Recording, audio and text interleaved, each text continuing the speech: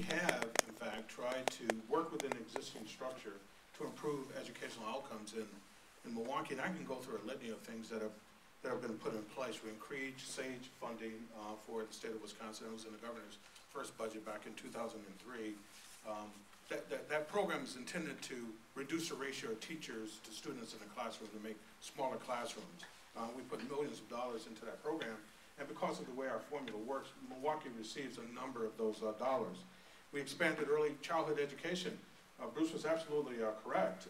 It is important that we get to the education of our children at a very early age, and we've tried to expand K-4 and K-5 kindergarten here in the city of Milwaukee for a very long time and around the state. We expanded free lunch programs, understanding that, how can a kid be prepared to learn when they're hungry? We've expanded health services with Badger Care, knowing full well that if a kid is not feeling well, they don't learn. We funded a special program for MPS to the tune of $40 million over the last two biennium, $20 million in the last biennium and another $20 million in this biennium for math, understanding that we need to improve math scores in MPS. And we work with Mayor Barrett in coming up with a fix to the funding flaw that we had in our way we distributed dollars that sent tens of millions of dollars to the city of Milwaukee.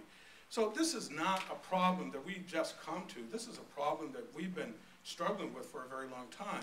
We've come to the conclusion, however, that the existing structure, the leadership that we currently have, the existing structure that we currently have, just doesn't work to put together strategies that get at some of the challenges that we have in the community. All the things that have been pointed out here today with regard to what's going on in the homes in the community, crime in the community, all those pathologies have been going on for a while. What we need are some of the kind of strategies that we see in other cities that have mayoral governance, whereby a chancellor or a superintendent has decided we're going to do things a little bit differently to see if we can get better outcomes.